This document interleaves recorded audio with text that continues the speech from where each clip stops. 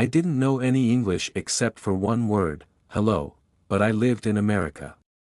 My name is Carlos, and I am from Mexico City.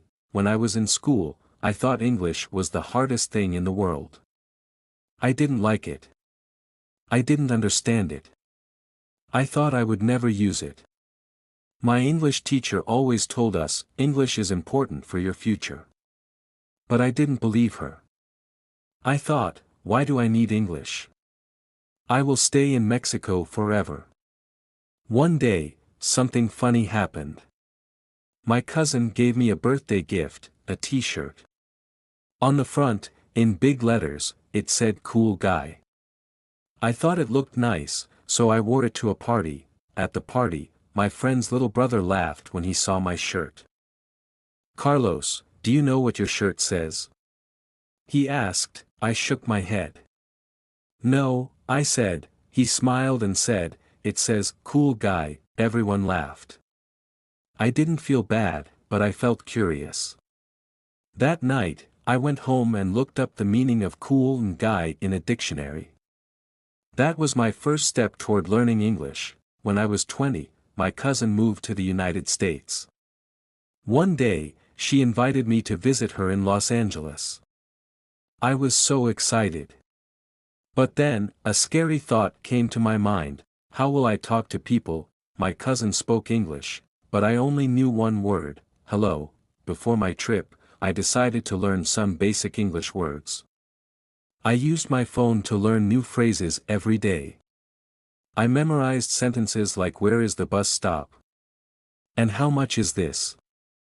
When I arrived in Los Angeles, I was nervous. I tried to speak English, but sometimes people didn't understand me. At a coffee shop, I wanted to order a sandwich. I said, "I want sandwich." The worker looked at me and asked, "What kind of sandwich?" I had no idea what she meant. I just nodded and said, "Yes. Sandwich." She smiled and gave me a random sandwich. I felt embarrassed, but at the same time, I felt proud. At least I tried. After my trip, I decided to learn more English. I started small. Every day, I listened to English songs. I didn't understand the words, but I tried to sing along. I watched cartoons with English subtitles. The sentences were easy, and I learned how to say things like "What's this?" and "Let's go." I also used my phone to practice for 10 minutes every day. At first, I made a lot of mistakes. One time, I said, "I am boring" instead of "I am bored." My friend laughed and said, "Carlos, you're not boring." But I didn't stop. One day, my boss at work said, "Carlos, we want you to go to a meeting with a client from the US." I was terrified. "But I don't speak English well," I said. My boss smiled. "You can do it. Just try."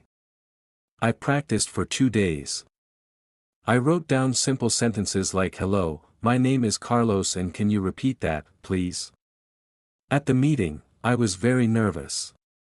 I made mistakes, but the client was kind. He smiled and said, "Your English is good. Keep practicing."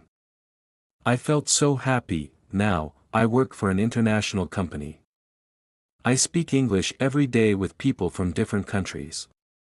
I still make mistakes, but I am not afraid anymore. English changed my life. It gave me new opportunities.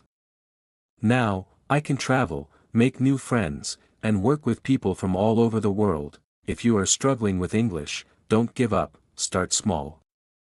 Learn a few words every day.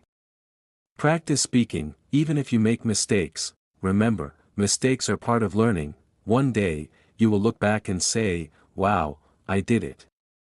Believe in yourself. You can do it.